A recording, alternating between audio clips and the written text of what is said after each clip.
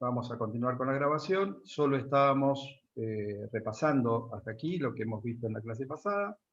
Y en ese orden, luego del orden público, lo que comenzamos es a ver la trascendencia y la importancia que tienen los principios del derecho del trabajo. Nos ubicamos en la unidad respectiva y se menciona que íbamos a desarrollar en por lo menos 3-4 clases todo lo que son principios del derecho del trabajo.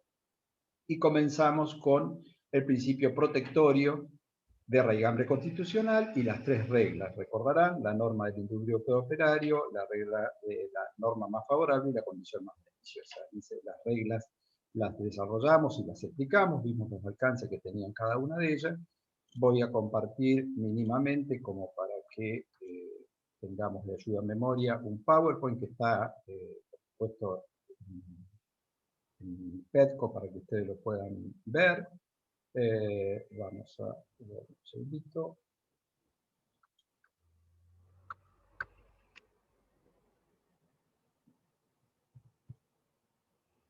Estaba queriendo modificarlo, pero no lo voy a modificar ahora. Este PowerPoint, cuando ustedes lo corran, lo van a encontrar con que tiene hipervínculos a los cuales pueden ir y hacer clic y visualizarlos. El problema de los hipervínculos en Zoom no lo he podido solucionar porque como va un cambio de pantalla normalmente no se lo puede visualizar, así que se los debo, el avance tecnológico no me ha llegado hasta tanto, hipervínculos lo van a poder correr ustedes.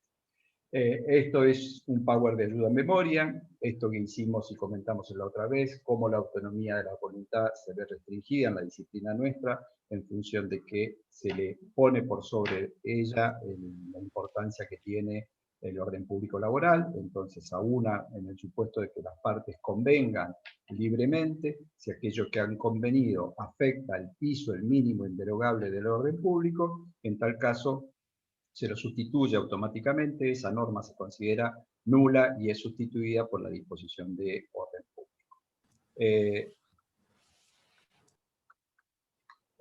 Bueno, no sé si me están pudiendo ver aquí en la página, yo estoy en la Filmina 2 del 14 bis, los tratados internacionales, y las reglas básicas, la del indubio properario, la norma más favorable, la condición más beneficiosa, y el artículo 12 de irrenunciabilidad, que es donde efectivamente dejamos en la clase pasada y es donde recién vamos a empalmar a partir de ahora. Recordarán que lo vimos, lo pusimos en pantalla, el artículo 12, el principio es un principio que no requiere mayor explicación, en función de que, atado al carácter de orden público, las normas de derecho laboral no pueden ser renunciadas por el trabajador, lo dimos como un ejemplo, podemos dar cualquier otro. Supongamos que la ley contrato de trabajo me garantiza que si yo tengo un año de antigüedad, mis vacaciones mínimas son de 14 días. ¿Qué pasa si cuando yo ingreso al empleo, el empleador me dice, mira, todo bien, yo te voy a contratar, pero las vacaciones durante los primeros 5 años que yo te voy a dar son de 10 días. En vez de 14, me dice que me va a dar 10. ¿Qué efecto tiene esa cláusula? Es una cláusula que viola el mínimo de las vacaciones previsto en la ley de contrato de trabajo. Es decir, que es una cláusula que está afectando las normas de orden público. Por lo tanto, ¿el contrato es nulo? No, el contrato es perfectamente válido y se va, sí, como dice Sol, se va a tomar como no escrita, o sea, el contrato va a ser vigente, pero la cláusula no va a poder ser oponible y el trabajador va a poder gozar de sus 14 días de vacaciones. Ahora, ¿qué ocurre si lo mismo el trabajador, que a lo mejor lo desconocía, porque no tenía asistencia, no estaba asesorado, no había sindicato, se toma igualmente 10 días de vacaciones en vez de 14? La pregunta es, ¿pierde esos 4 días de vacaciones que no tomó? ¿Sí, no, cuándo? Acá es cuando empiezan a hablar ustedes, se van despertando, nos soltamos. Escucho propuestas. ¿No se pueden acumular a las próximas vacaciones? Bien, Yaira, se podrían acumular. La pregunta es, ¿por cuánto tiempo? ¿De por vida? Llevo 10 años tomándome mal las vacaciones. ¿Puedo acumular esos 4 días o 8 días y juntarlos? Algunos hacen con la cabeza no, así, pero no prenden el micrófono para darme un fundamento. Para mí, profe, que es de por vida, no, claramente, pero, por ejemplo, le tiro un año, ponele, como mucho. Bien, me gustó eso, me gustó porque lo veo muy técnico en un eventual conflicto o juicio. O sea, usted está parada frente a un tribunal y dice, mire, le tiro un año, ¿qué le parece? ¿Cómo lo ve? Y ahí se pone No, con bueno. el juez y negocia, ahí pongámosle 2, qué sé yo. Bien, Vamos pero a tecnificar el concepto. no, Yo está bien, creo pero, que... pero está limitado en el tiempo, no importa, no sabes para cuándo, pero para vos tendría que haber un tiempo razonable y mínimamente decís, che, un año me parece razonable. ¿Por qué? ¿Qué están haciendo jugar para poder limitar en el tiempo? Las limitaciones en el tiempo se dan por una seguridad jurídica. Bien. Fernando incorporó el concepto. El concepto de acá estamos poniendo en la balanza que el propio regulador, el propio Estado, el propio promotor de las leyes entiende que hay otro instituto que va a jugar porque hay necesidad de dar seguridad jurídica. Es decir, que esto no podría quedar librado a que las partes así lo dejen en el tiempo y después vengan a reclamar con mucho tiempo más. Dicho de manera muy burda, dicho de manera muy básica, sin entrar en una definición técnica, esa es justamente la razón de ser del Instituto de la Prescripción, el cual ustedes ya a esta altura, por supuesto, que conocen. Entonces, la pregunta es, en el ámbito del derecho laboral, ¿existe prescripción de la acción? Sí, la respuesta es sí. Entonces, si los que estuvieron la clase pasada recuerdan cómo habíamos dejado la clase, y aquí estoy recién empalmando la clase pasada a la presente, habíamos explicado el principio de renunciabilidad y habíamos enunciado las excepciones al principio de renunciabilidad. Habíamos hecho un listado de cuáles son las excepciones. Bueno, hoy lo que vamos a hacer es explicar los alcances de cada una de esas excepciones. Repasando el listado, y a riesgo de no darlo en el mismo orden porque no lo tengo aquí escrito, sino que estoy apelando a lo que dije la clase pasada, hablamos de prescripción, de caducidad, hablamos de desistimiento de la acción y desistimiento del derecho, conciliación y transacción, y habíamos dado como primer supuesto, el supuesto más claro y madre, el de la renuncia al empleo. Eso eran los casos de excepción a la irrenunciabilidad que estábamos dando. Voy a comenzar por la prescripción, porque lo vamos a atar a este ejemplo que habíamos planteado. Volvemos al ejemplo. A alguien conviene 10 días de vacaciones, cuando el mínimo de la ley son 14, sin conocimiento se toma nada más que 10. La pregunta es, ¿esos 4 los perdió? No, en principio no los perdió. ¿Los puede reclamar? Sí. ¿Los puede acumular y tomárselo el año que viene porque no los tomó, porque le dijeron que tenía solo 10? Sí. Ahora, ¿hasta cuándo puede hacerlo? Hasta que eventualmente ese crédito esté prescripto, porque en función de la necesidad, como dijo, aportó Fernando, de necesidad jurídica, o sea, de seguridad jurídica, la seguridad jurídica como instituto dice que en un tiempo limitado yo podré ejercer ese derecho y si no lo hago, si transcurre el tiempo y yo nada he dicho, puedo perder la acción.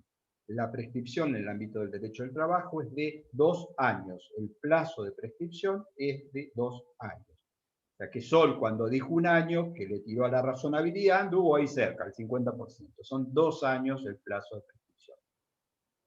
Ahora bien, ustedes ya conocen cómo funciona el Instituto de la Prescripción. Y también dije en la clase pasada que si tomamos la doctrina clásica, no por ahí la versión más moderna de Pizarro, entendemos que la prescripción es la pérdida de acción por el transcurso del tiempo y la inacción. Esos son los elementos o la característica de cómo juega la prescripción. Pierdo la acción porque ha transcurrido un plazo determinado, en este caso 2 años, y no he actuado, o sea, no hubo acción, no hubo ejercicio de la acción. Un tema muy importante vinculado con la prescripción en el ámbito del derecho laboral es saber, primero, si se le aplican o no los supuestos de suspensión y de interrupción del Código Civil y Comercial. Y segundo, si aparte de esos supuestos hay algún supuesto específico que esté regulado en la Ley Contrato de Trabajo. ¿Va de vuelta? Primer pregunta, ya va con respuesta ahora. Afirmativa. La ley contrato dice que, sin perjuicio de las disposiciones del Código Civil y Comercial, regula un supuesto específico. De ello se desprende que todos los supuestos de suspensión y de interrupción que están en el Código Civil y Comercial son aplicables también al ámbito laboral.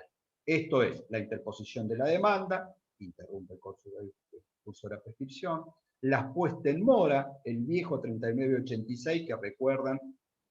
¿Alguien se acuerda cuál era el plazo de interrupción o de suspensión? ¿Saben de lo que estoy hablando? Estoy hablando de obligaciones, materia que a ustedes les apasiona. ¿Se acuerdan la puesta en mora qué efecto tiene? ¿Por qué plazo y por cuántas veces? La suspensión. La suspensión del antes. cómputo de la prescripción. ¿Por qué plazo? Sí. Ahora son 6 meses y antes era 1 año por única vez. Muy bien, ¿ha rendido hace poco obligaciones o le fue muy bien? No, 1 año y algo. Bien, entonces, refrescando conceptos que tienen ya que saber, entonces lo estamos dando como aprendido, solo lo estamos reiterando. En la actualidad, el Código Civil y Comercial dice que la interpelación o la mal denominada puesta en mora tiene un efecto suspensivo de la prescripción por única vez y por un plazo de 6 meses. También ya es un concepto que ustedes saben, diferencia entre interrumpir y suspender. Cuando interrumpo, lo que hago es borro y luego comienzo de cero. Cuando suspendo, le pongo una anestesia al plazo, y cuando reanudo, computo la anterior y sigo sumándolo al plazo nuevo. Entonces, no estoy dando prescripción. Prescripción ustedes ya lo saben. Estoy recordándole esos conceptos y aplicando al ámbito del derecho laboral. Entonces, una afirmación que hicimos, para que quede claro, todos los supuestos de interrupción y de suspensión que están en el Código Civil y Comercial se aplican en el ámbito del derecho laboral. Eso es una afirmación así porque surge de la norma. Pero, y aquí viene lo interesante, la ley contrato de trabajo tiene un supuesto especial que se da solo en el ámbito del derecho del trabajo. Ese supuesto es un supuesto de interrupción de la prescripción y se da cuando existe reclamación administrativa, dice la norma. Cuando hay reclamación administrativa, se interrumpe la prescripción. Voy a terminar de definirlo como dice la norma y luego voy a aclarar cada uno de estos conceptos para que no se generen dudas. La reclamación administrativa interrumpe la prescripción por el plazo que dure el trámite, pero como máximo por 6 meses. Va de vuelta. La reclamación administrativa en el ámbito del derecho laboral tiene un efecto interruptivo de la prescripción. ¿Por cuánto va a estar interrumpida la prescripción? Por lo que dure el trámite, pero con un tope máximo de 6 meses. Ahora empiezo a desarmar el artículo para que se entiendan los conceptos. Primero, ¿qué es reclamación administrativa? Para aquellos que no lo saben, y porque es necesario empezar de cero, como estamos haciendo en estas clases, que les aclaré que vamos a ir un poquito lento hasta que entremos en ritmo, en el ámbito de derecho laboral existe una autoridad administrativa. La autoridad administrativa laboral es o el Ministerio de Trabajo o la Subsecretaría de Trabajo, dependiendo de las denominaciones que tienen en las provincias y en la nación. Esa autoridad administrativa es la autoridad de contralor y es ante quien el trabajador puede ir a efectuar un reclamo por algún tipo de incumplimiento de su empleador. Lo traduzco en algo práctico. Yo soy empleado de un comercio y mi trabajador no me pagó el sueldo. Voy de reclamo y me dice, sí, mira, estoy apretado, la pandemia, no sé, pero no me lo paga. Antes de ir a un juicio, sin necesidad de ir a un juicio, ¿a dónde puedo ir a reclamar para que a ese empleador lo citen y le diga, che, cumpla con su obligación y pague el sueldo? Y puedo ir a la Subsecretaría de Trabajo. Puedo ir a la delegación de la Subsecretaría de Trabajo que está en Roca, allá está en el IPPB, para los que son de Roca, acá en Neuquén, en calle Independencia o bien arriba. Entonces voy ante el órgano administrativo y hago un reclamo. Eso es ni más ni menos que lo que se conoce como reclamación administrativa. Es ir ante la autoridad de aplicación y reclamar por el derecho que yo digo tener y que mi empleador no está cumpliendo. ¿Se entendió eso? ¿En qué consiste la reclamación administrativa laboral? ¿Sí? Sí. Bien. Comprendido eso, ahora veamos qué pasa con la prescripción. La reclamación administrativa tiene efecto interruptivo. Ya dijimos que eso implica borrar y empezar de cero. Ahora, como el trámite administrativo de reclamo, yo no sé cuánto puede durar, porque difiere según cuánto trabajo tenga el organismo, cuán rápido podamos hacer la audiencia, si hacemos más de una audiencia, si llegamos o no a un acuerdo, etcétera, etcétera. Lo que la ley contrato dice es que esa reclamación administrativa va a estar interrumpida la prescripción por el plazo que dure el trámite, pero como máximo 6 meses. Es decir, le pone una fecha tope. Lo traduzco. Yo voy y hago el reclamo en la subsecretaría porque no me pagan el sueldo. A la semana lo llaman al empleador, el empleador viene, se hace la audiencia de conciliación y dice, no, no le debo nada porque en realidad estuvo faltando, entonces no es que yo le deba el sueldo, no tiene derecho a cobrar salario. Declino la instancia administrativa. ¿Eso qué implica? Terminó el trámite. ¿Cuánto duró el trámite? Una semana. ¿Qué pasa con la interrupción? A la semana terminó el efecto interruptivo. O sea que a partir del día 8, si fueron 7 los días que nos llevó el trámite, a partir del día 8, otra vez comienza el cómputo de la prescripción. Pero, otro ejemplo, misma situación, hacemos el reclamo, se demoran en notificarlo porque con el tema de pandemia no lo pueden citar al empleador, recién al mes y medio lo citan, viene una audiencia, hacemos un cuarto intermedio porque estamos negociando, pasan 8 meses y todavía no se terminó el trámite administrativo. ¿Qué pasó con la interrupción? Bueno, al 6º mes cesó el efecto interruptivo y por más que estemos todavía dentro de un trámite de reclamación administrativa, ya la prescripción ha empezado a correr de nuevo, porque el plazo máximo que se puede tomar es el de 6 meses. ¿Se entendió? ¿Sí? Traten de ponerle un poco más de garra, porque si no, no vamos a ver nunca si se entendió. Vamos a compartir ley contrato y vamos a ir a ver este articulillo, a ver dónde es que está. Nos vamos al final de la ley contrato de trabajo. De largo.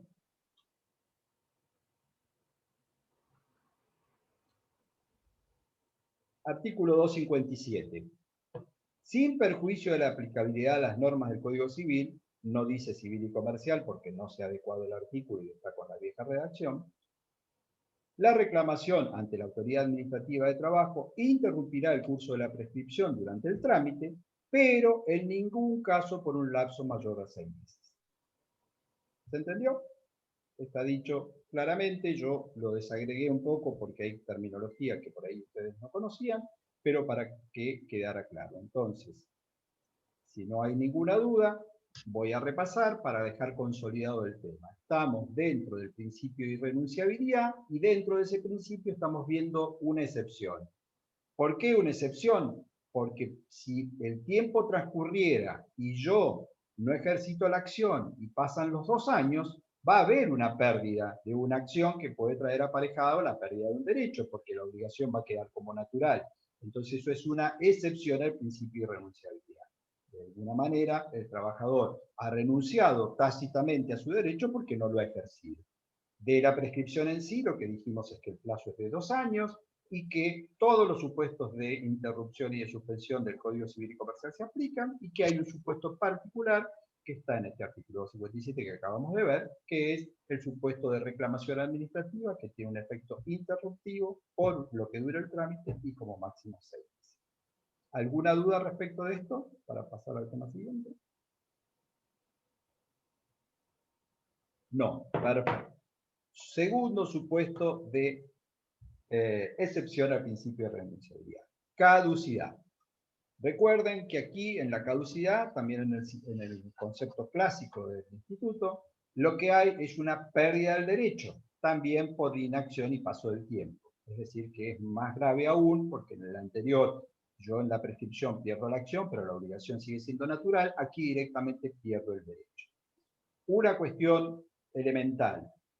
Los únicos supuestos de caducidad que existen en el ámbito del derecho laboral son los que expresamente la legislación así reconoce. ¿Esto qué quiere decir? Que las partes no pueden pactar, ni convenir, ni el empleador imponer otros supuestos de caducidad. Solo son válidas las caducidades previstas en la ley. A ver si entienden el alcance de esto. El empleador no podría en un reglamento de trabajo, por ejemplo, decir que si yo no reclamé las horas extras en el plazo de 15 días, perdí el derecho a reclamar las horas extras.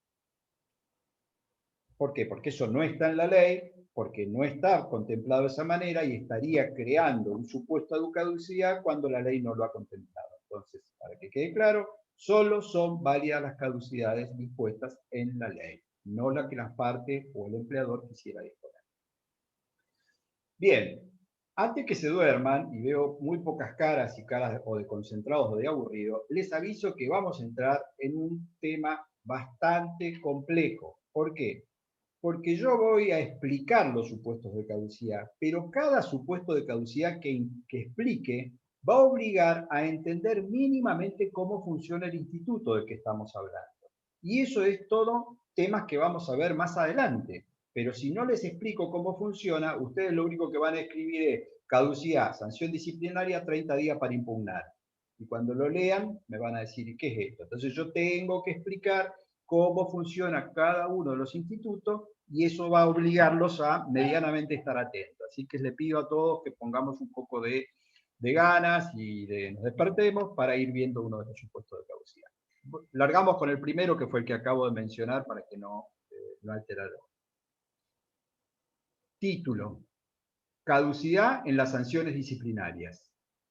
Cuando opera, plazo 30 días para impugnar las sanciones disciplinarias. Si no se las impugna dentro del plazo de 30 días, caduca el derecho a hacerlo. Bien, eso es cómo opera ese supuesto de caducidad. Ahora viene la explicación. ¿De qué estoy hablando? ¿Qué son las sanciones disciplinarias? Dentro de lo que se denominan facultades de organización y dirección que el empleador tiene, y que vamos a ver dentro de una semanita con Sergio, dentro de esas facultades de organización y dirección que el empleador tiene, para poder hacer cumplir con sus directivas, la ley le permite o le otorga una potestad disciplinaria. ¿Qué es la potestad disciplinaria? Es la capacidad que el empleador tiene de poder sancionar si el trabajador no cumple o incumple o se niega a cumplir con alguna tarea, orden o indicación dada. Lo traducimos a un ejemplo para que sea más sencillo. Yo pongo horario de 8 a 12 y 16 a 20 en la oficina. El horario de ingreso es a las 8. Si el trabajador llega a 8:30 un día, ¿yo qué le digo? Che, el horario es a las 8, ¿no? Sí, no te preocupes.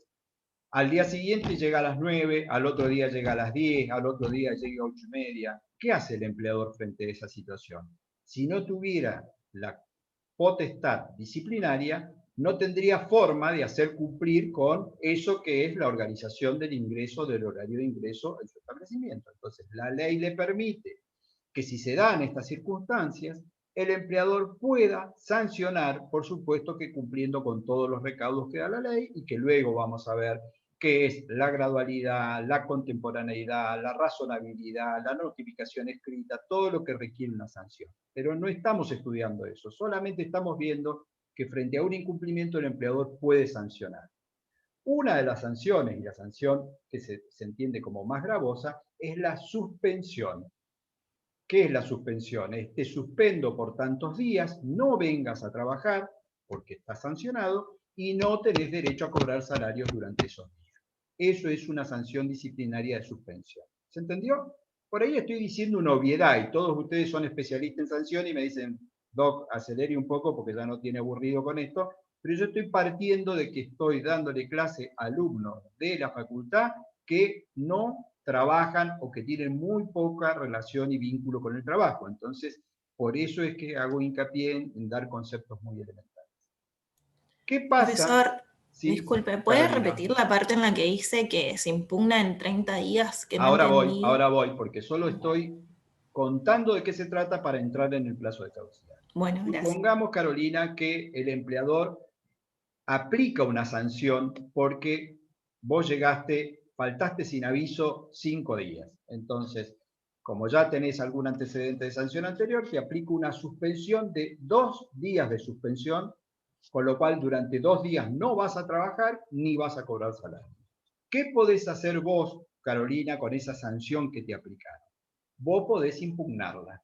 Tenés un plazo para impugnar esa sanción. ¿Qué plazo tenés? 30 días desde que se te comunicó la sanción.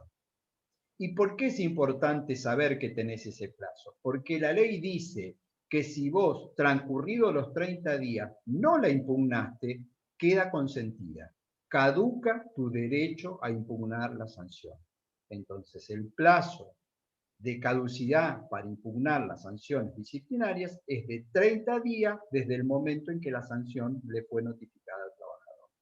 ¿Y por qué podrías impugnarla? Porque la causa sea falsa, porque consideres que es desproporcionada, porque en realidad no es que vos faltaste sin aviso, sino que habías notificado al jefe de recursos humanos. O sea, esos son tus argumentos, pero lo importante es que dentro de ese plazo vos impugnes.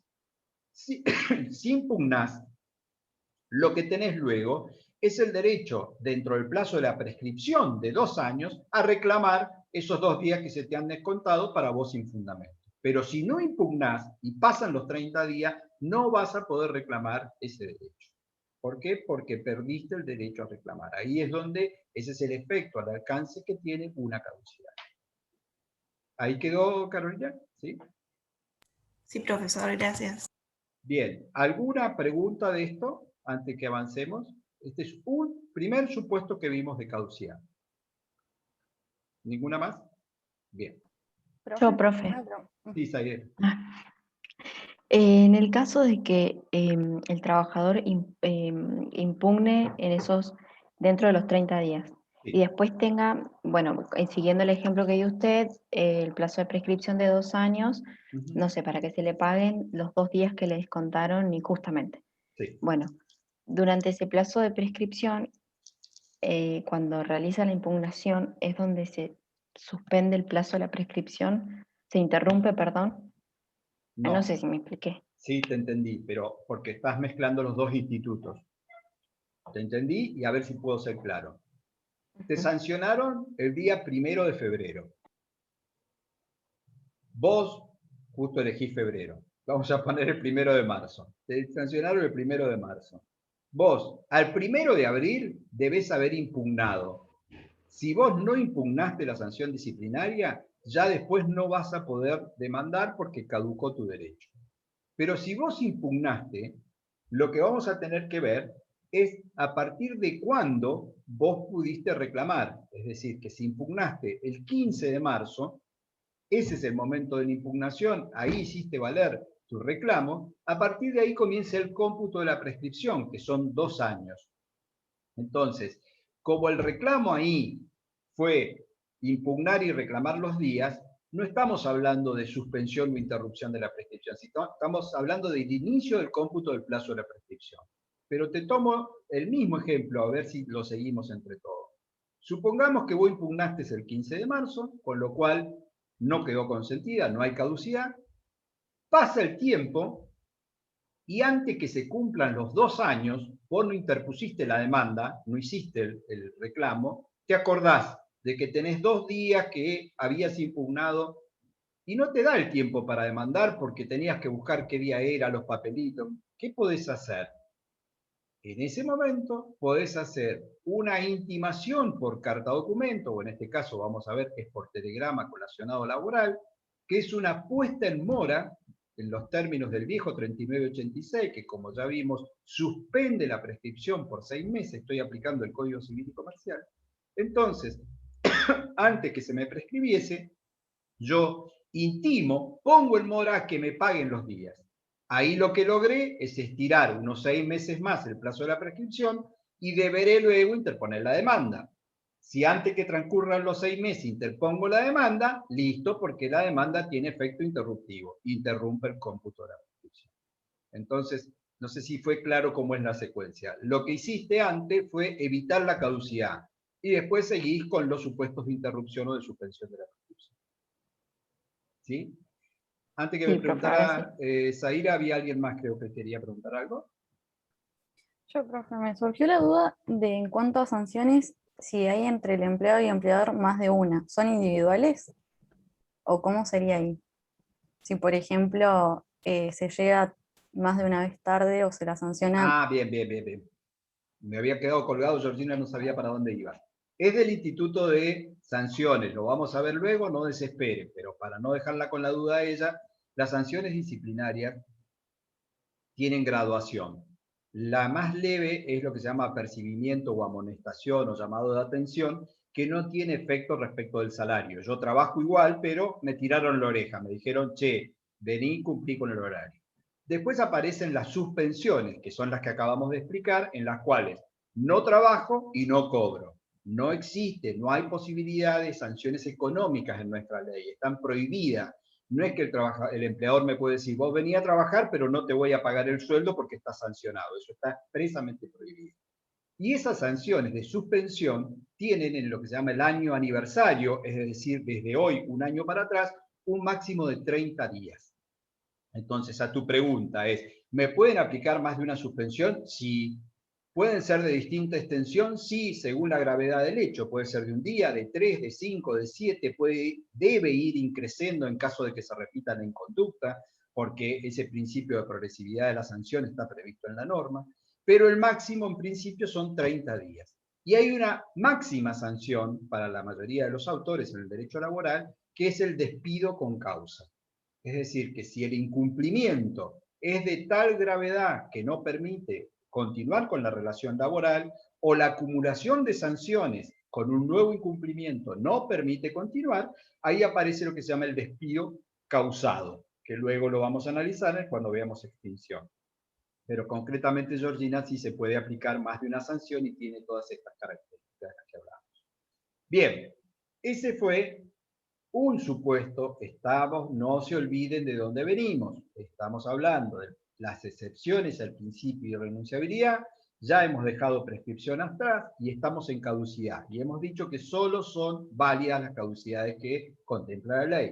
El primer supuesto de caducidad que hemos visto es 30 días para impugnar las sanciones disciplinarias. ¿Está ahí todos de acuerdo? Nos metemos en otro instituto muy importante vinculado con lo que es el trabajo de la mujer, que está regulado de manera autónoma en la ley de contrato de trabajo, y específicamente dentro del trabajo de mujer con la maternidad. La maternidad en la ley contrato contempla un plazo de licencia obligatoria que la trabajadora mujer tiene, que ese plazo es de 90 días, se divide en 45 días antes de la fecha probable de parto y 45 días posteriores al parto. Todo esto lo vamos a estudiar luego para ver cómo está regulado el instituto, pero necesito mínimamente contarles esto para que sepan que hay un plazo de caducidad también aquí. ¿Dónde está el plazo de caducidad? En lo que se conoce como el beneficio de excedencia. ¿Qué es el beneficio de excedencia? ¿Alguien sabe qué es el beneficio de excedencia? Abigail fue clara, dijo, no tengo ni idea, no me insista con Profe, esto, porque no es... Sí, Carolina. ¿no es cuando la madre pide, o sea, terminó su periodo, digamos, ay, no me sale el nombre, que le otorga la ley como para que, La digamos licencia que le pide paga. más días? Sí, sí, le pide más días al empleador, ¿puede ser? Muy bien, va rumbeada Carolina. ¿Alguien tiene algo más para aportar? Queda como válida la respuesta de Carolina, ella va a explicar la causa ahora. No, vamos a ponernos dentro del instituto. Dijimos que hay un plazo de licencia paga, 45 días anteriores y posteriores. Ahora, la ley dice que si esa trabajadora mujer le pide 48 horas antes de que termine su licencia a su empleador que le confiera una licencia sin goces de haberes, en principio el empleador se la debe dar en la medida que ella cumpla mínimos requisitos, que es una antigüedad mínima en el empleo, que el plazo que solicite sea de 3 a 6 meses, que no celebre otro contrato de trabajo durante ese periodo y que siga residiendo en el país. No anoten todo esto, estos son los requisitos del periodo de excedencia, que lo vamos a ver cuando veamos periodo de excedencia. Lo que tiene que quedar claro es que si no lo solicita ahí, es decir, si 48 horas antes de que van a vencer su licencia posparto, que dijimos que es de 45 días, Si no lo solicita ahí, caduca su derecho a hacerlo. Esto es, si terminó su licencia de posparto y se tenía que presentar a trabajar, no puede en ese momento decir, me quiero tomar la excedencia de 3 meses sin goce de haberes. ¿Por qué no lo puede hacer? Porque la ley, y busquen la razonabilidad en esta disposición, la ley, en función de la organización que el empleador tiene que tener, le dice, che, avísale antes que te vas a tomar la licencia sin goce de haberes. Porque es posible que tenga una empleada o un empleado haciendo de reemplazo. Entonces, que tiene que saber si ese contrato que es eventual, término técnico que luego vamos a explicar, lo voy a cesar o no lo voy a cesar. Entonces, si al menos 2 días antes vos le decís que vas a cogerte el periodo de excedencia, el empleador se organiza. Si no lo decís ahí, no podés exigirlo luego. ¿Por qué? Porque caduca el derecho a poder exigir el beneficio de excedencia. ¿Se entendió? O sea, sobre el instituto no se compliquen porque les va a quedar 1000 preguntas. No estamos viendo maternidad. Solo les estoy ubicando a dónde es que entra la caducidad en ese instituto de la maternidad y entra en el periodo de excedencia. Si no se solicita 48 horas antes, se pierde directamente el derecho a poder exigir la excedencia. ¿Alguna pregunta o duda? ¿No? Bien. Tercer supuesto de caducidad. Recuerden de dónde venimos. Estamos hablando del principio de irrenunciabilidad, estamos hablando de las excepciones al principio de irrenunciabilidad y estamos hablando de caducidades. Y hemos dicho que las únicas caducidades existentes son las de la ley.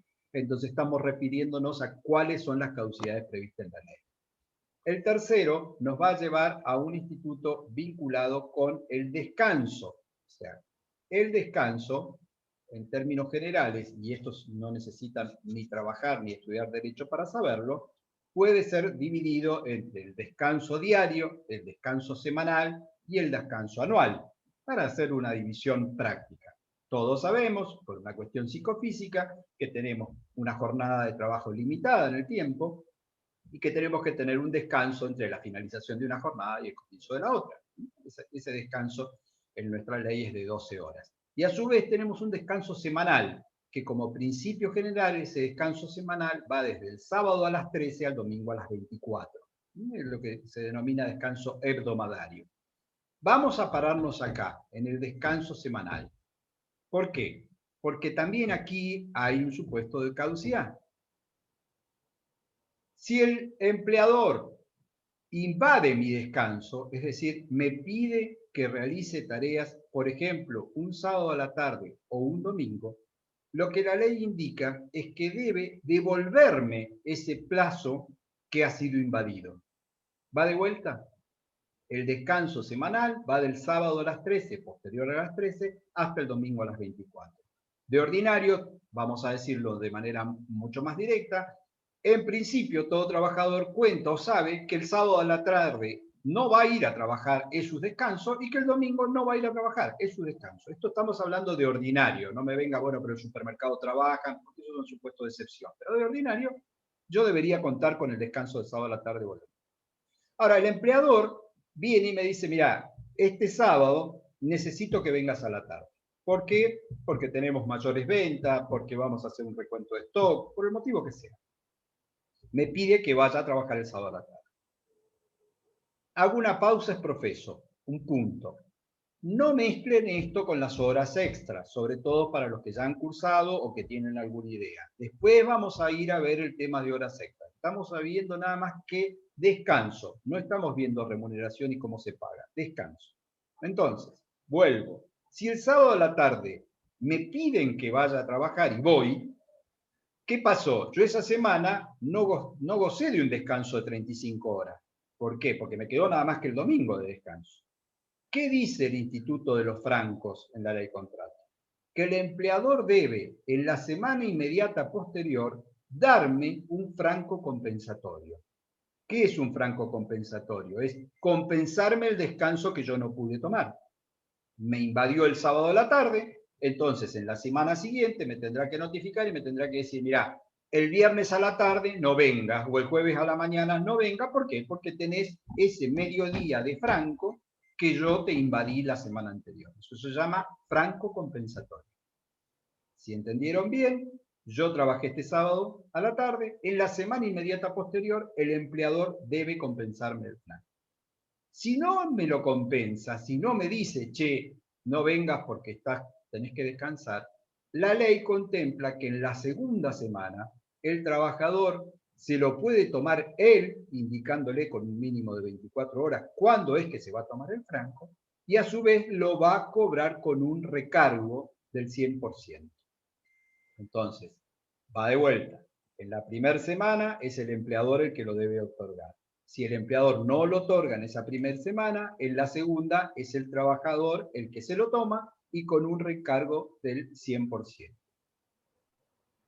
Me pregunta Lucas, ¿el franco compensatorio lo compensa a criterio del empleador o puede solicitarlo a su discreción el trabajador? Creo, Lucas, que era un poco esto que te estaba diciendo. En la primera semana es el empleador el que lo da y ahí elige en qué día lo da el empleador.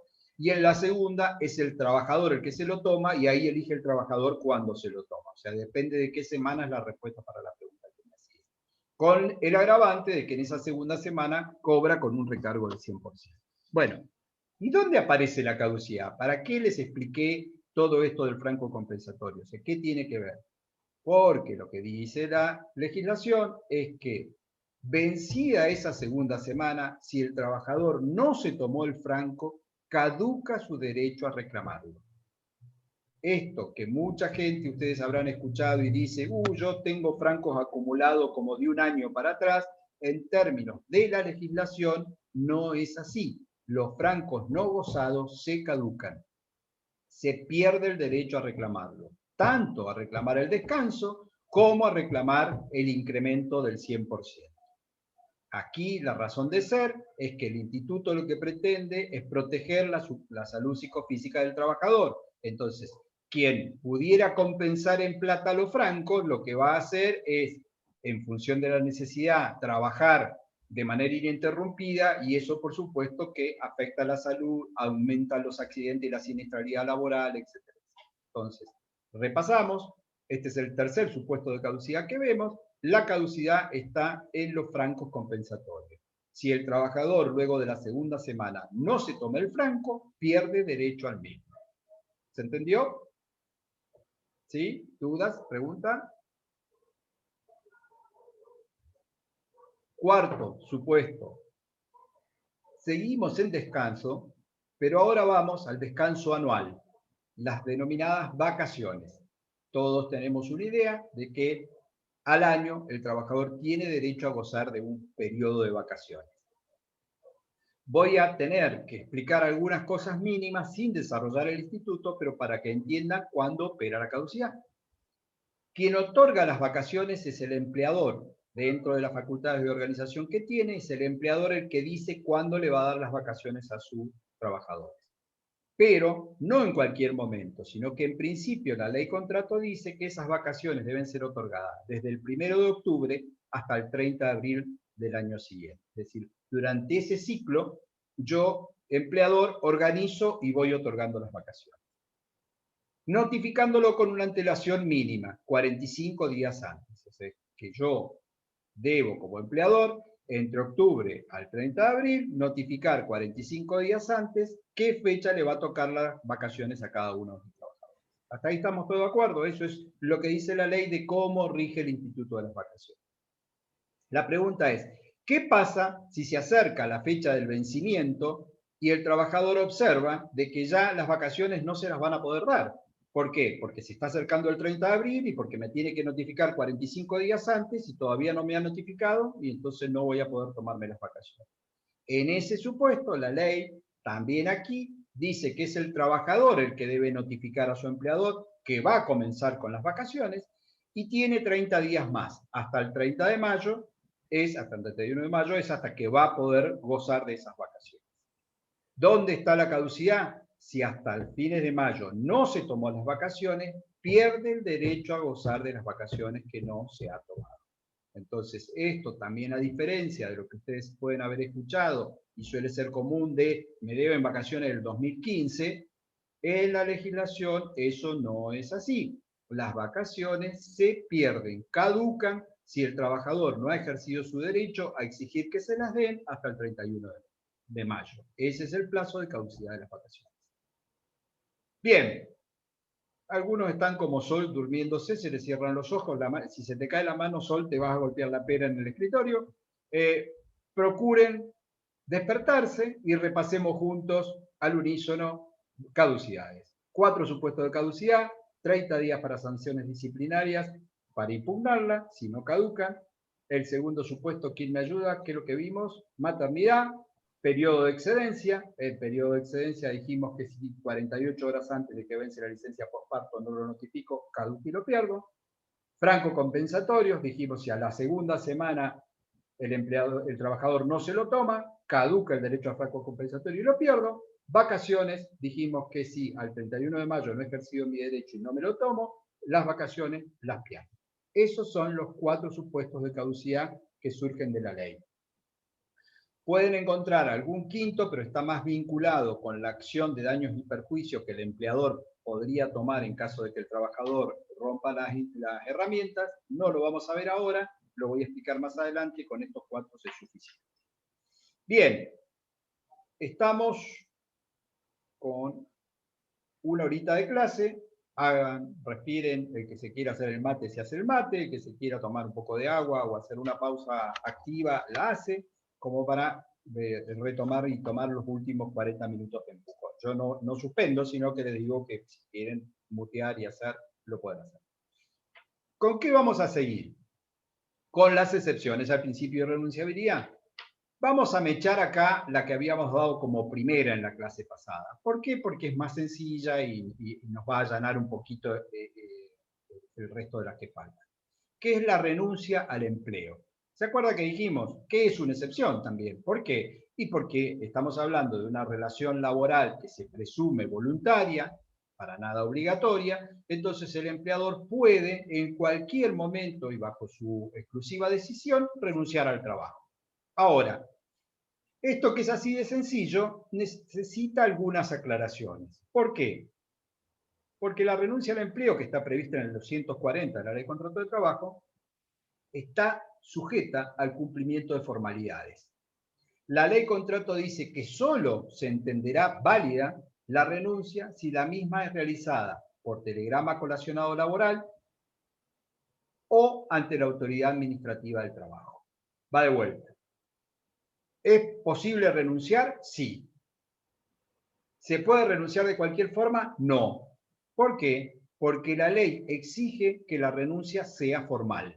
¿Y por qué exige que sea formal? ¿Qué se les ocurre? Mientras preparan el mate, el café, el mate cocido. ¿Por qué exige la formalidad? Germán, no sé si iba a hablar o se le prendió el micrófono. Lo tenemos a Germán ladrando, pero no creo que sea él, me imagino que es el perro de Germán. Ahí lo calmamos a Germán. Profe, ¿las Sí. formas no se exigen por lo general para la prueba? Para que vos pruebes ese hecho en particular, porque si no, ¿cómo le avisas? ¿Cómo probás? Lo A la hacemos otra por parte. escrito en una nota. Yo hago una nota donde digo de mi puño y letra renuncio a partir del día de la fecha y te la doy. ¿Sería válida? Está por escrito, tenés la prueba, hacés la pericia, la firma es del trabajador. Georgina, ¿vas a decir algo? Sí, para mí no tiene que ver con diferenciar el instituto del despido de la renuncia, para después demostrarlo. Sí, después va a ser importante a eso, pero ¿por qué a la ley se le ocurrió que la renuncia sea formal?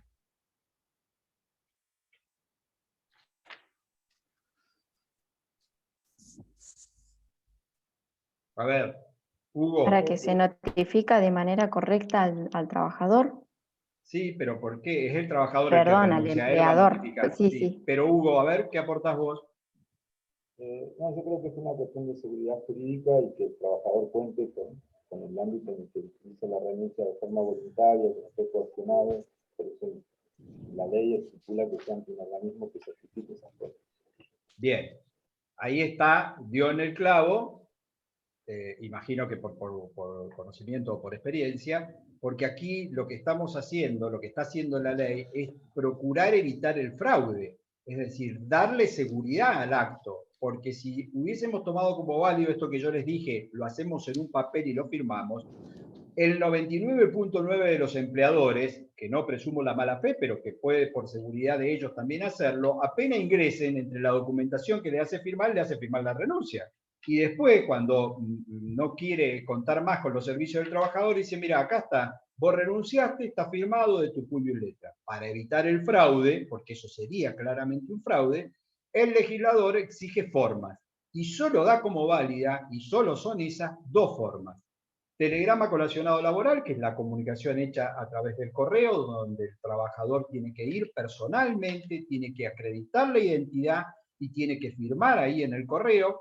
Entonces su voluntad está siendo expresada en principio de manera libre, no coaccionada, ilícita. Y la otra es ante la autoridad administrativa. El trabajador va, se presenta a la autoridad administrativa, acredita su identidad, le labran un acta y dice que manifiesta su voluntad de renunciar y que renuncia a partir del día de la fecha. Eso después hay que notificárselo al empleador, por supuesto, porque el efecto, como luego vamos a ver, de todos estos actos es recepticio, o sea, recién tiene efecto una vez que se notifica a la otra parte. Es importante, lo vamos a ver luego cuando veamos extinción. Pero bueno, yo agrego otra pregunta. Y lo involucro a Hugo, que fue el que dio la respuesta técnica. Sí, si voy a un escribano y renuncio frente al escribano, y el escribano, viste, que certifica identidad, porque dice, es Hugo el que vino a renunciar. ¿Es válida? No, Entiendo que no, pero la ley establece de forma clara y precisa. taxativamente te está diciendo que esos dos nada más. Bien. Acá hay algunos que ya han visto la película o que tienen más experiencia, entonces me dice bien, Hugo dice no, y ahí su compañera dice no. El resto todavía no saben qué mierda es lo que yo, qué es lo que yo pregunté. Yo lo que Profesora, sí. aprovecho a preguntarle qué pasa con las excepciones jurisprudenciales sobre las renuncias y otros acuerdos laborales que se hacen frente a escribano público. Bien, Lucas, ahí voy a eso. Una cuestión es si frente al escribano se puede realizar alguna otra forma extintiva o si la renuncia frente al escribano es válida. La renuncia laboral como acto unilateral frente al escribano no tiene efectos. ¿Por qué no tiene efectos? Porque la ley solo ha elegido como dos únicas formas la posibilidad de hacerlo por telegrama colacionado o ante la autoridad administrativa. No ha incluido al escribano. Lucas me abre una pregunta y un juego con la jurisprudencia actual y qué es lo que... sí, me imaginaba que ibas por ahí, Lucas.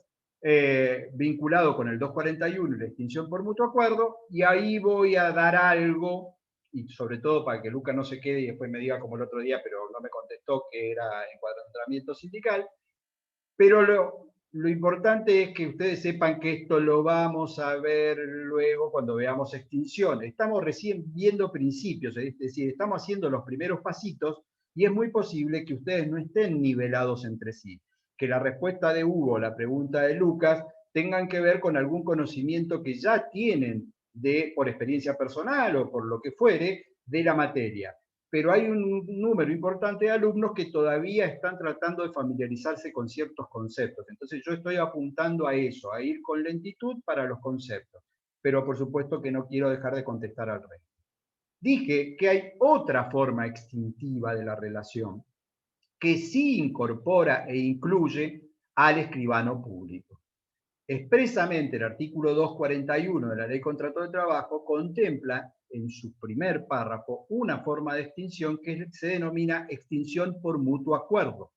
Aquí la extinción ya no es un acto unilateral, sino que es un acto bilateral. Exige de la comparencia del trabajador y del empleador y pueden materializarlo por anteescritura pública. La ley da la forma de la escritura pública o ante la autoridad administrativa. Esta forma extintiva viene siendo desde hace muchos años cuestionada porque se presume, o la ley o la jurisprudencia ha venido presumiendo, que atrás de esa forma extintiva puede existir un fraude o una negociación de la desvinculación.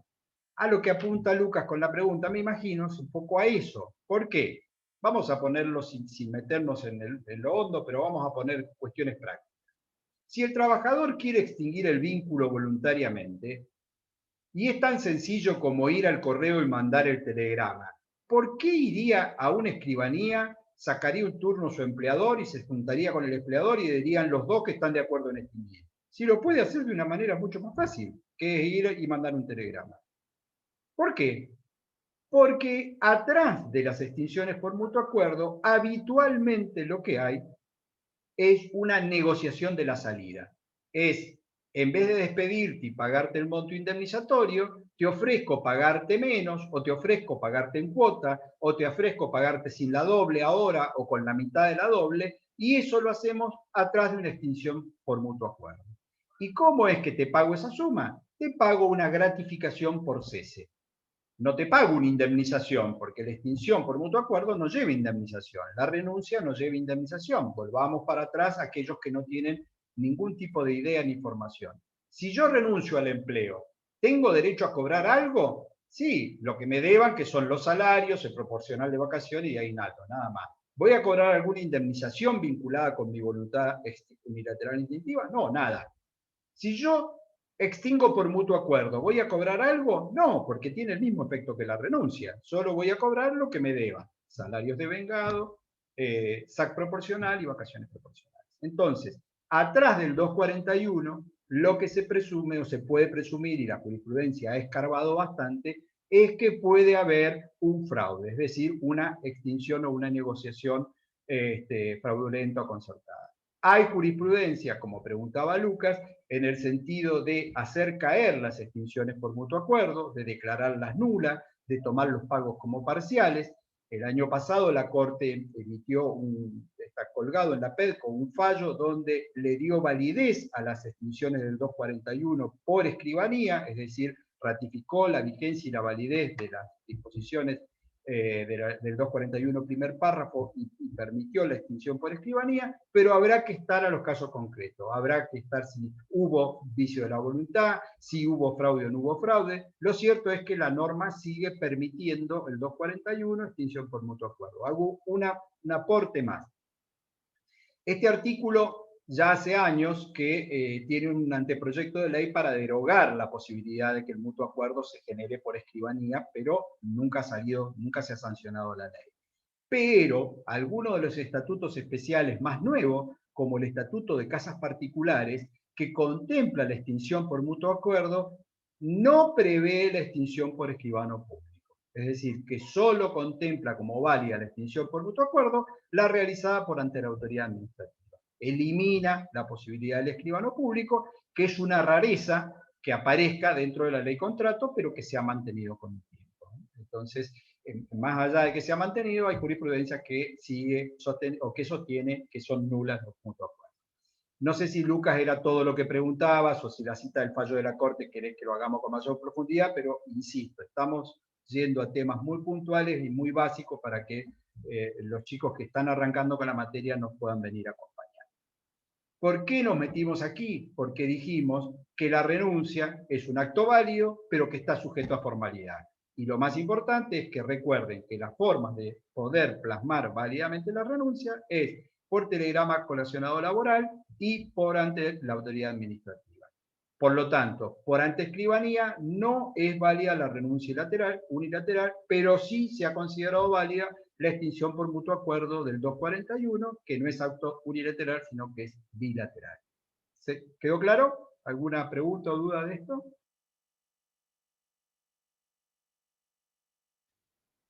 No hay duda, no hay pregunta. Perfecto. Vamos a avanzar con otro supuesto. Vamos al desistimiento de la acción y desistimiento del derecho. ¿Quién me dice qué es desistir de la acción? Que no sea Lucas, que no sea Hugo, que no sea, no me acuerdo, Janina, Gianni, ¿cómo se llama? Que no sean los que siempre hablan. Suelen. Que no, Suelen. A ver, bien, tampoco vos. ¿Quién? ¿Qué es desistir de la acción y qué es desistir del derecho?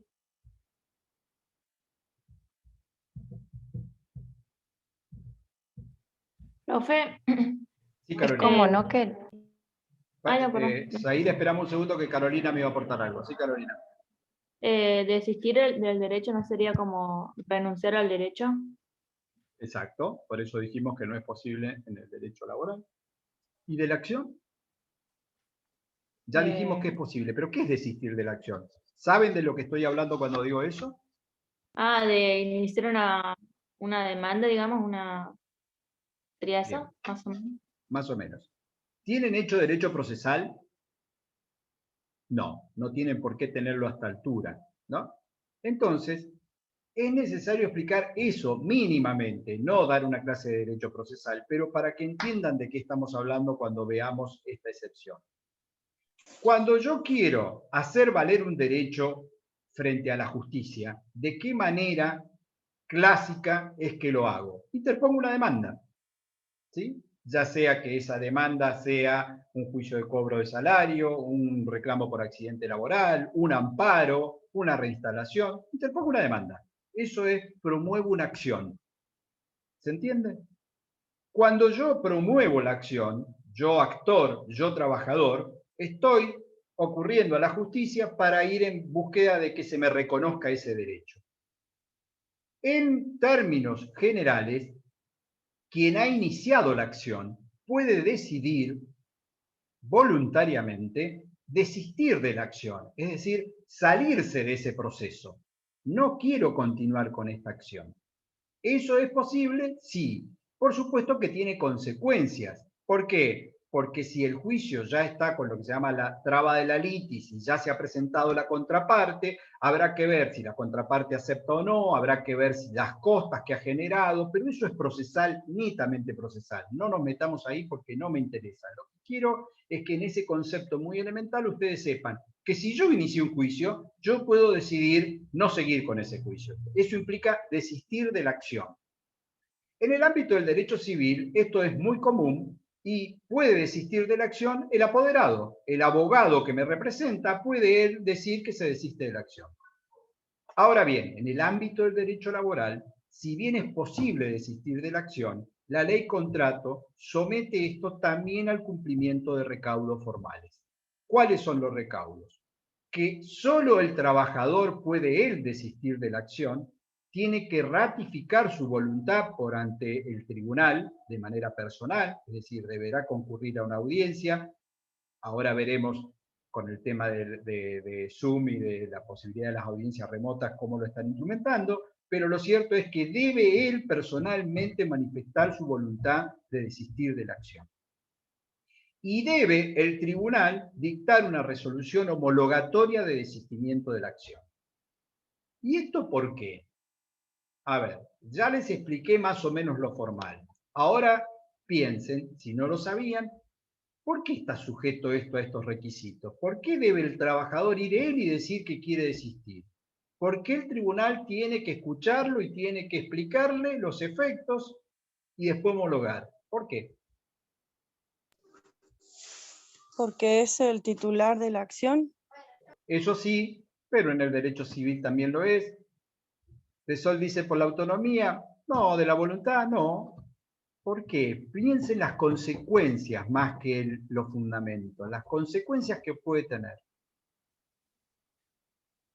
¿Por la seguridad jurídica? Por la seguridad dicho abstracto puede ser, pero en concreto. Bájenlo al terreno concreto, piensen. ¿Cómo la pregunta, profe, que ya me olvidé? ¿La puede repetir? ¿Por qué motivo la legislación laboral ha sujetado al cumplimiento de recaudos formales la validez del desistimiento de la acción en el ámbito del derecho del trabajo? ¿Por qué exige que sea el trabajador y que haya una homologación del juez posterior?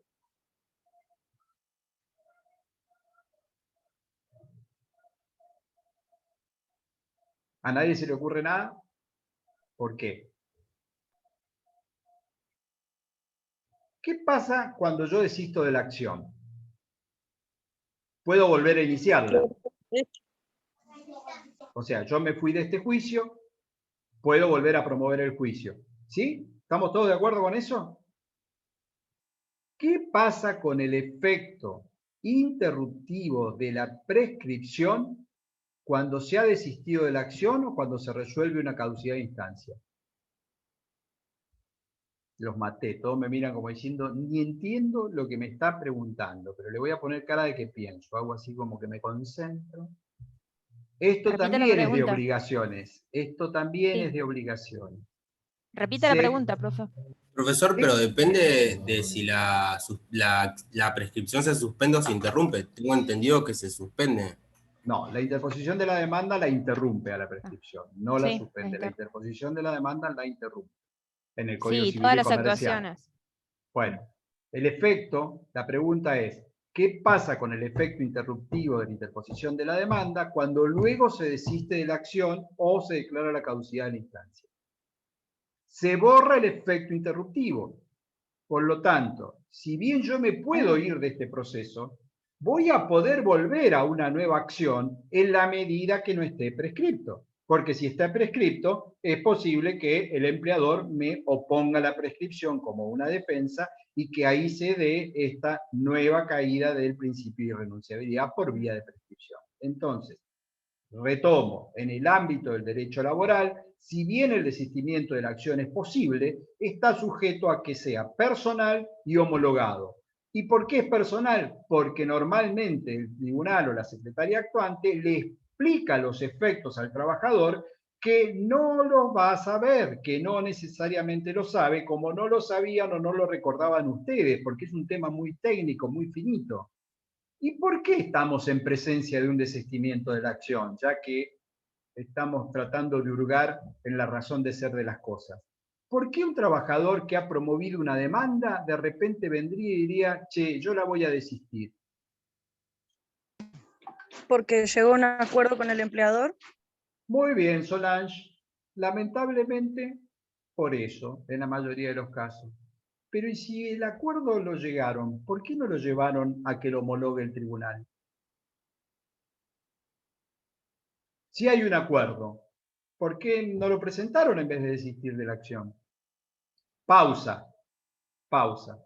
¿Qué vamos a ver ahora? Vamos a ver otro supuesto de excepción al principio de renunciabilidad. Vamos a ver el supuesto de conciliación y transacción. Y luego volvemos acá, pero veamos el principio de conciliación y transacción, el supuesto. En el ámbito del derecho laboral se usan como sinónimo, ustedes lo habrán visto en el ámbito del derecho civil que no necesariamente lo son. Conciliar y transar es extinguir un proceso por haberse concedido recíprocamente las partes algún derecho. Esto es, tenemos una controversia, se inició la demanda o se inició el reclamo administrativo, el trabajador dice que le deben X, el empleador dice que no, y en algún momento determinado se ponen de acuerdo, transan, concilian, insisto, no es lo mismo, pero en términos del derecho laboral sí, el proceso administrativo o el proceso judicial. ¿Esto es válido? Sí, pero aquí vamos a analizar, para que sea válido, qué debe reunirse y qué requisitos exige la ley contrato de trabajo. Primer requisito que debe darse es que la conciliación o la transacción solo es válida si se realiza en el ámbito administrativo laboral o en el ámbito judicial laboral. Va de vuelta. Solo es válida si se realiza ante la Secretaría o Subsecretaría de Trabajo o Ministerio de Trabajo o por ante el juez laboral de primera instancia o la Cámara de Trabajo en el caso de la provincia de Río Negro. ¿Esto qué nos excluye?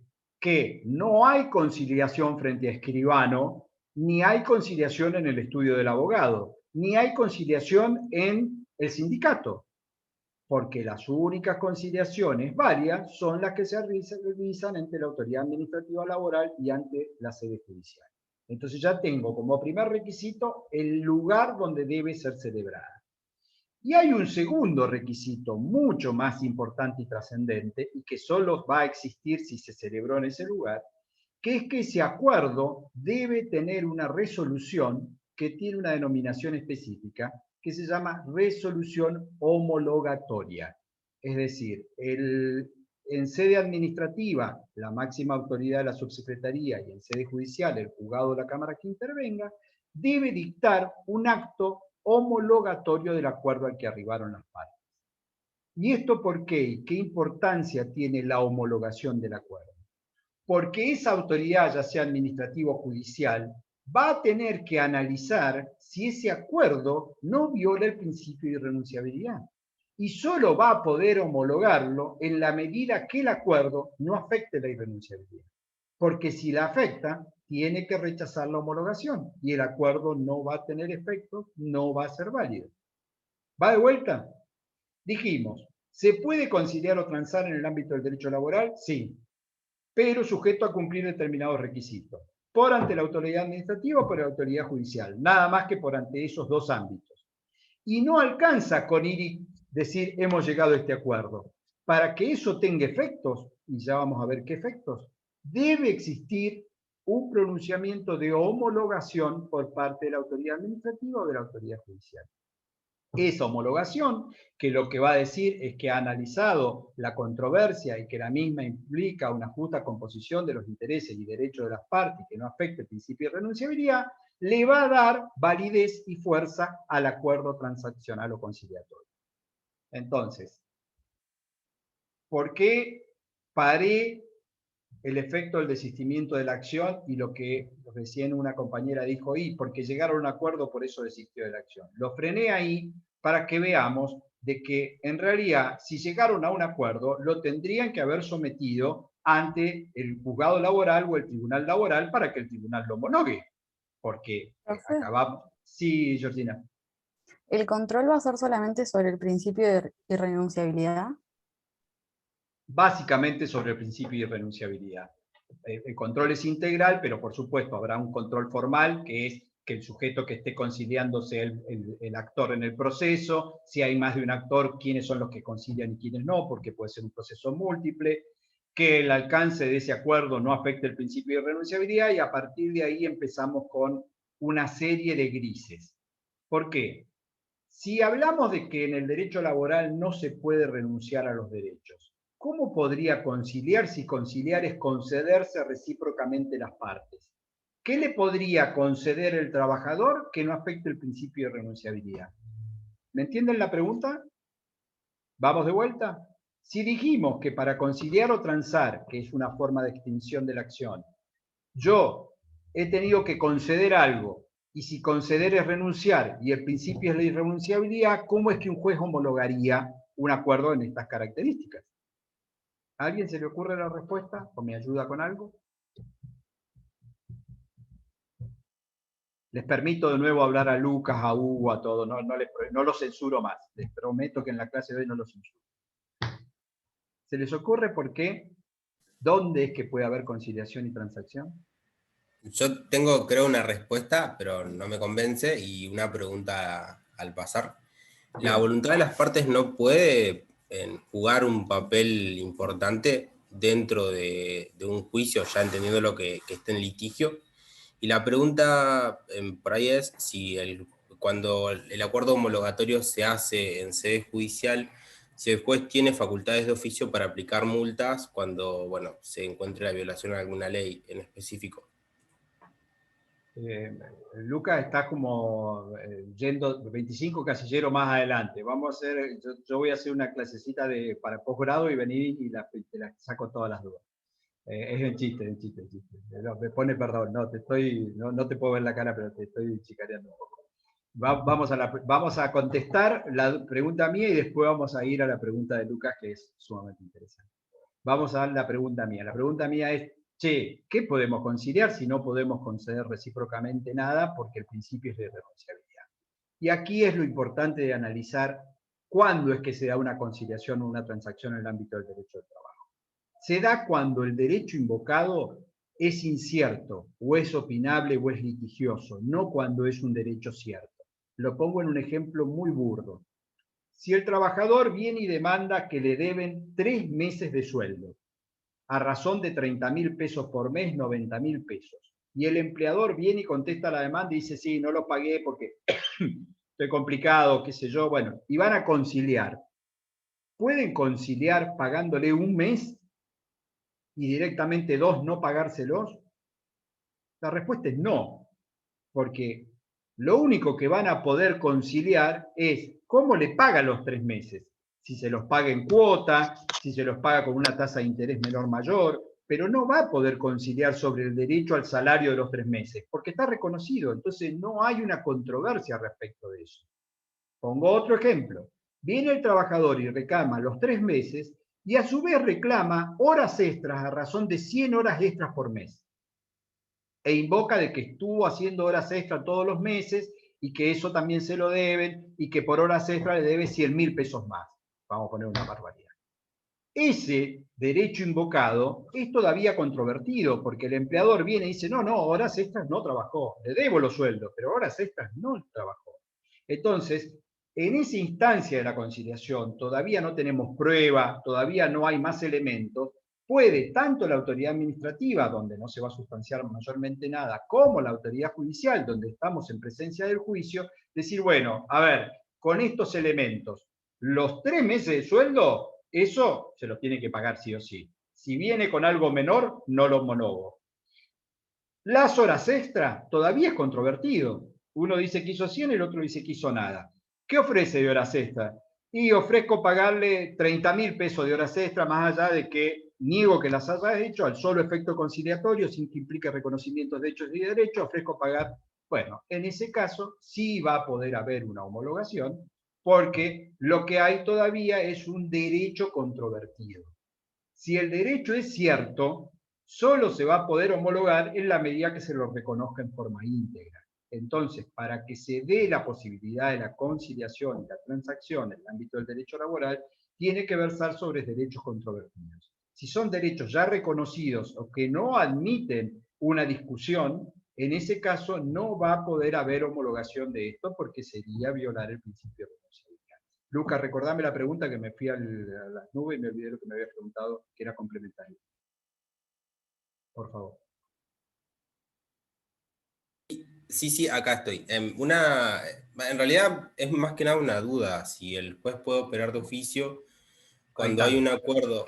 Bueno, ahí te entendí. En principio, más allá de lo acordado, no. Lo que podría hacer el juez es no homologar, pero si homologa con el alcance de lo que las partes han convenido. ¿Podrá eventualmente contemplar la aplicación de una multa si no hubiera pago o cumplimiento? Eso sí puede ser adicional o puede preverlo en la misma resolución de homologación.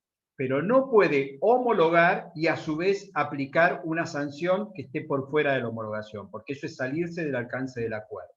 Distinto es, Lucas, y capaz está yendo por ahí y es muy finito el tema, es ¿qué pasa si lo que estamos discutiendo es una relación no registrada, en negro, o mal registrada o parcialmente registrada?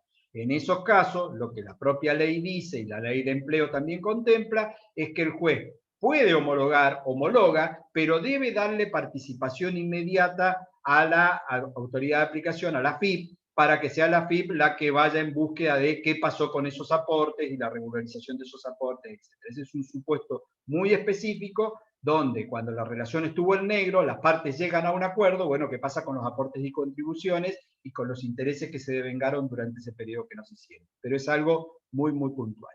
Entonces, retomo para que no queden dudas de dónde estábamos parados. Lo que estamos tratando de explicar es si se puede desistir de la acción. Dijimos sí, en la medida de que se haga personalmente y el juez lo homologue. ¿Por qué la importancia de que sea así? Porque el desistir de la acción puede implicar de que se me prescribe el crédito y luego no lo puede iniciar. ¿Por qué podría ocurrir esto?, pregunté yo. Y una compañera dijo, porque hicieron un acuerdo, lo arreglaron por fuera, como se dice en la jerga. ¿Y por qué lo arreglaron por fuera? Y acá viene la respuesta.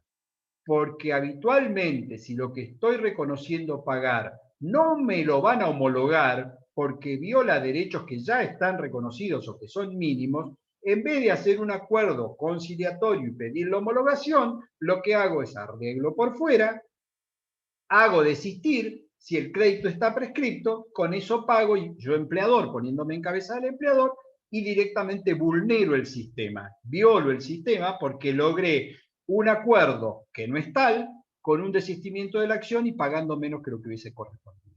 Por eso es que yo les pregunté, bueno, y si hay un acuerdo, ¿por qué no lo presentamos? Porque lo lógico es que si hubiera un acuerdo, lo presentemos ante el tribunal y que sea el tribunal el que lo homologue. Si esto pasa, muchas veces pasa en función de que lo que se está conciliando o se está transando no sería homologado, no sería homologable. Entonces, por eso no se lo mete a vía judicial. No sé si quedó claro o si tienen alguna duda respecto de esto. por qué me salí y fui a conciliación y transacción para volver otra vez a desistimiento de la acción y desistimiento del derecho. ¿Estamos ahí? Bien. ¿Qué hemos hecho en la clase de hoy? Explicar excepciones al principio de irrenunciabilidad, que como ven, no es solo enunciarlas, sino es que meterse dentro de cada una y ver los alcances que tiene. Sobre todo porque varias de estas no las vamos a ver más. Lo que es prescripción no lo vamos a ver más. Los supuestos de caducidad vamos a analizar esos institutos a los que nos referimos, pero no vamos a ver específicamente el tema de caducidad. Conciliación, desistimiento de la acción, tampoco lo vamos a ver. Y en conciliación, ahora vamos a ir a compartir un poquito el alcance de la ley contrato, que es lo que dice acá. Mientras tanto, si alguno tiene alguna pregunta o duda, bienvenida. Denme un segundo, que vamos a ir por aquí a la ley más arriba. Recordarán, y esto lo hacemos haciendo un poquito de reiteración, pero para que tengan claro, que estamos en presencia de la ley 20744, que es conocida como la Ley Contrato de Trabajo. Dijimos que este ámbito de aplicación excluye a los empleados públicos de la Administración Pública Nacional, Provincial y Municipal. Hice referencia a que el artículo 2 en el inciso B y C verdaderamente casi ya no tienen sentido, porque antes estaban excluidos los trabajadores ex servicio doméstico y trabajadores agrarios, hoy no, se les aplica siempre de manera supletoria y cuando haya compatibilidad la Ley Contrato de Trabajo. Hemos definido o hemos quedado en claro que lo que vamos a estudiar no es a cualquier trabajador, sino es el trabajador subordinado o en relación de dependencia, y dentro de los trabajadores subordinados y en relación de dependencia, los del ámbito privado. Esto es lo que estamos viendo dentro de la Ley Contrato de Trabajo. El artículo 7, estoy repasando principios y viendo en la Ley Contrato cómo están expresados: condición menos favorable es nulidad. Las partes en ningún caso pueden pactar condiciones menos favorables para el trabajador que las dispuestas en las normas legales, convencionales, convenios colectivos o laudos con fuerza de tal, y que resulten contrarias a las mismas. Tales actos llevan aparejada la sanción prevista en el 44, que es la nulidad de la cláusula. Condiciones más favorables provenientes de convenciones colectivas: los convenios colectivos de trabajo o laudo con fuerza de tales que contengan normas más favorables a los trabajadores serán válidas y de aplicación. Las que reúnan los requisitos formales exigidos por la ley y que hubieran sido debidamente individualizadas no estarán sujetas a prueba. El convenio colectivo como tal, una vez homologado, no está sujeto a prueba. Y aquí estábamos con principio, el indubio pro operario, el principio protectorio y las reglas. Vamos al 9 en el primer párrafo. En caso de duda sobre la aplicación de normas legales o convencionales, prevalecerá la norma más favorable al trabajador, considerándose la norma o conjunto de las normas que rija cada una de las instituciones del derecho del trabajo. Recuerden que esto es lo que se denomina conglobamientos por instituciones u orgánicos, que es la forma en que la ley le obliga al juez cómo resolver la aplicación de la norma más favorable. Si la duda recayese en la interpretación o alcance de la ley o en la apreciación de la prueba en los casos concretos, los jueces o encargados de aplicarla decidirán en el sentido más favorable al trabajador. Este es el indubio pro operario. Conservación del contrato es otro principio, luego lo vamos a enunciar, pero ahora ya que está lo leemos. En caso de duda, las situaciones deben resolverse a favor de la continuidad o subsistencia del contrato. Esto es importante. La ley lo que pretende en todo momento es la sobrevivencia del contrato, o sea, que el contrato continúe. No presume la voluntad extintiva o que determinadas características hagan que el contrato se extinga, sino que lo que presume es que las partes lo que pretenden es ir con ese contrato a su fin natural. ¿Cuál es el fin natural que la ley contrato ve de una relación laboral? La jubilación. O sea, lo van a ver luego, la ley presume de que un vínculo contractual laboral que sea iniciado va a tener todos los avatares y va a terminar en una de las formas extintivas, pero la forma extintiva natural, así como en la de un ser viviente es la muerte, aquí es la jubilación, es acceder al beneficio jubilatorio, extinguir la relación por acceso al beneficio jubilatorio. El 12... será nula y sin valor toda convención de parte que suprima o reduzca los derechos previstos en esta ley, los estatutos profesionales, las convenciones colectivas. Recuerden que vimos que en el año 2009 se agregó los contratos individuales, ya sea el tiempo de celebración, ejecución o el ejercicio de derechos provenientes de su extinción. Este es el artículo que nos ha permitido, como principio general de irrenunciabilidad, ver cuáles son las excepciones contempladas en la ley, que son las que hemos visto en la clase de hoy.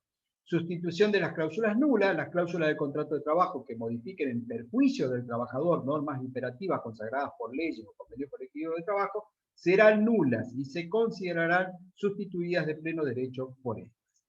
Nulidad por fraude, este es un artículo que luego vamos a desarrollar, que es el fraude laboral, que es muy importante. Será nulo todo contrato por el cual las partes hayan procedido con simulación o fraude de la ley laboral, sea aparentando normas contractuales no laborales, interposición de persona o de cualquier otro medio, en tal caso la relación quedará regida y alcanzada por esta ley. Llego al 15, me entusiasmé y le fui leyendo para que vayan viendo todo lo que vimos, cómo está reflejado, y este es el artículo al que estábamos haciendo referencia. Acuerdos transaccionales, conciliatorios o liberatorios subvalidez. Los acuerdos transaccionales, conciliatorios o liberatorios solo serán válidos cuando se realicen con intervención de la autoridad judicial o administrativa. Esto es lo primero que dijimos, el ámbito donde debe ser celebrado. Solo se van a considerar válidos si lo hago ante la justicia laboral o en sede administrativa laboral, no en cualquier ámbito administrativo de manera general. Y mediare resolución fundada de cualquiera de estas que acredite que mediante tales actos se ha alcanzado una justa composición de los derechos e intereses de las partes. Esta resolución fundada no es más ni menos que la homologación. Le hemos puesto nombre a esa resolución y es homologación del acuerdo. No voy a leer los párrafos siguientes de la ley porque están vinculados con esto que le hice referencia a lo que preguntaba el compañero, cuando la relación es el negro, etcétera, etcétera, y esto también está en la 25.345 y en la ley de empleo. Es de otra con nivel de complejidad, no me sirve en este momento abrir el juego por ahí, o sea que nos quedamos con esta primer parte del artículo 15, que es lo que nos interesa a estos fines.